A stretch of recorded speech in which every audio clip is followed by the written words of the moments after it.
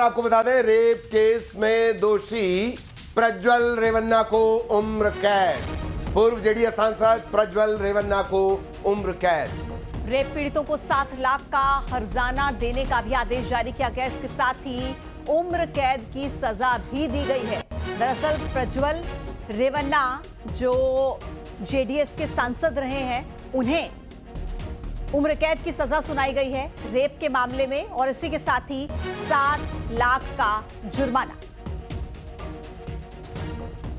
Rape पीड़ितों को 7 लाख का जुर्माना देना होगा प्रज्वल रेवन्ना को।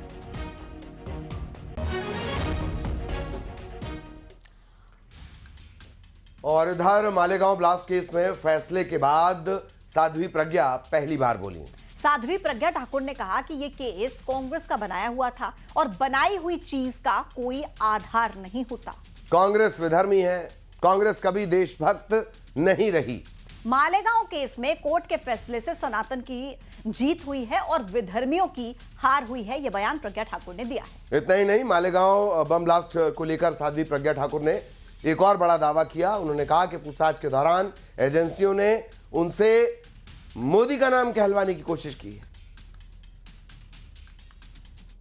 धर्म की, सत्य की जीत होती ही है और सत्य की जीत हुई है। मैंने कहा था सत्यमेव जयते, सत्य कभी पराजित नहीं होता, और जो सत्य था वो मेरे साथ था और मेरी विजय हुई। मेरी विजय क्या, भगवा की विजय हुई, सनातन की विजय हुई, राष्ट्र की विजय हुई। विधर्मियों का नाश होगा और नाश हुआ है, यह सुनिश्चित था, जो होगा है। उसमें ये सब आएगा, लेकिन सत्य जो है ना वो प्रकट होता है और सत्य प्रकट हुआ। माननीय मोदी जी का भी नाम लिया था। मुझे मैं गुजरात में रहती थी, इसलिए उन्होंने मोदी जी का भी नाम मुझसे कहलवाने का प्रयास किया। मैंने किसी का नाम नहीं बोला, क्योंकि सब असत्य कहलवाना चाह रहे थे, इसलिए मैंने किसी का नाम नहीं बोला।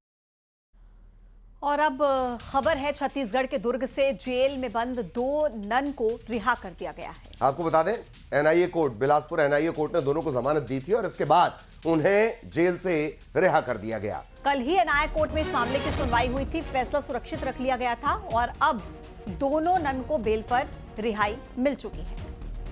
मानव तस्करी के आरोप में इन्हें गिरफ्तार किया गया था। सड़क से लेकर सदन तक खूब बवाल हुआ, मामला दिल्ली तक भी पहुंचा था, जिसके बाद कोर्ट में सुनवाई हुई और उनको जमानत मिली। अब रिहा कर दिया गया है।